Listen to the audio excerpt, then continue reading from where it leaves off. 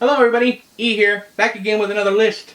Today we are going to be talking about my own personal unpopular opinions. Things that I have argued tooth and nail over either on Goodreads or Book Likes or Twitter or whatever. I like friendly debate. I like it when people disagree with me because that keeps me on my toes.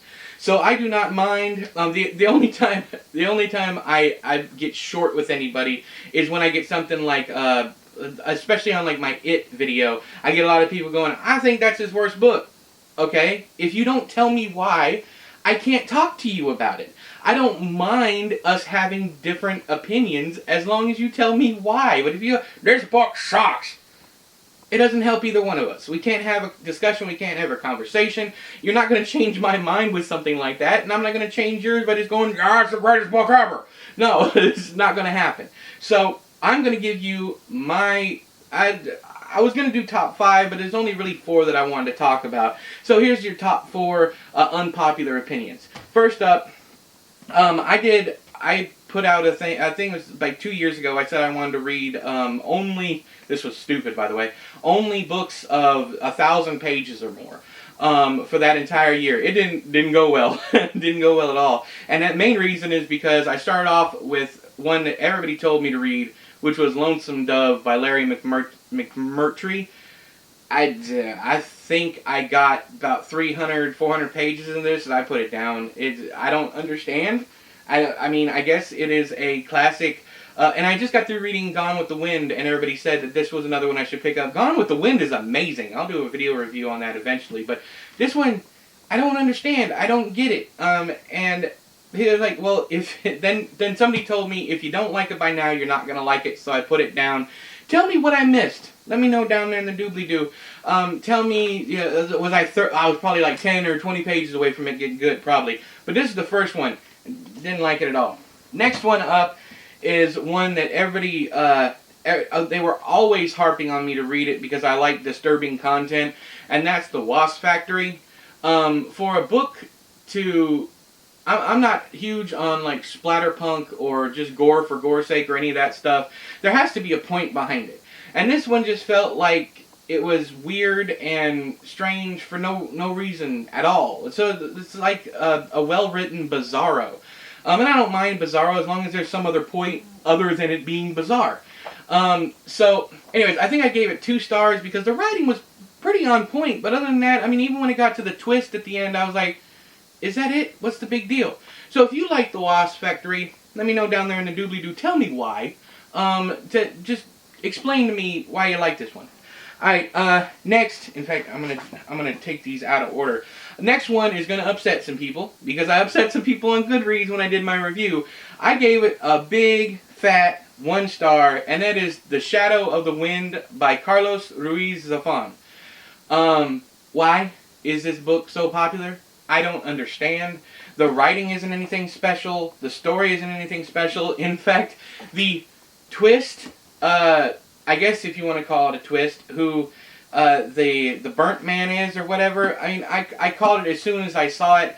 There was no mystery. There was nothing. I can't even remember anything about it. I read the whole book. It took me like 3 weeks to read.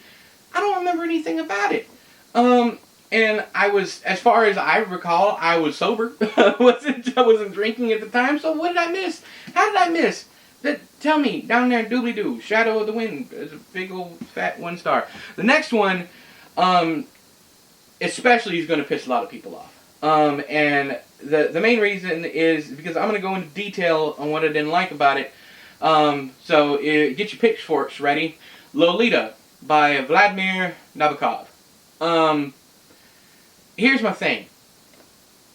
Like many a sane individual, I don't like pedophilia, hebephilia, and that stuff. I think they should die in a fire. A pedophile doesn't deserve to breathe the rest of our air.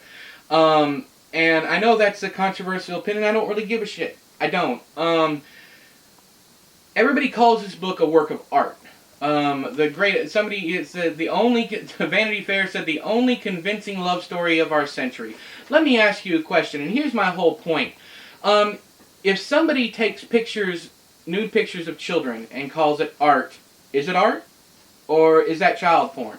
If somebody takes video of them molesting a child and the lighting is perfect and, you know, it's all artsy fartsy, does that make it art, or is that child pornography? I guess that's where I sit on this. I don't see the draw of it.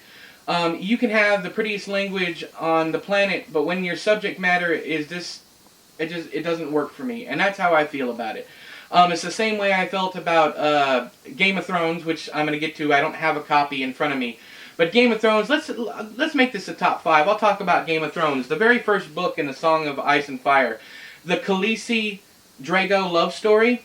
You will never in your life hear or see women coming to the defense of pedophilia quicker than you will with that, because they think it's the it's the only time I've ever seen a woman defend a relationship like that. And you're going to get a lot of bullshit from people who go, well, that was the way it was back in the day. No, because this isn't back in the day. Westeros didn't exist. This is fantasy.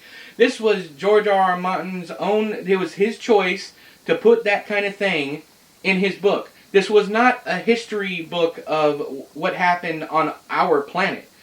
Just because it happened here, first off, doesn't mean it's right. Second off, doesn't mean it has to happen in your fantasy world. Anywho, so there's my tirade. That's why I don't like these books. The last two are more controversial than any of the other ones.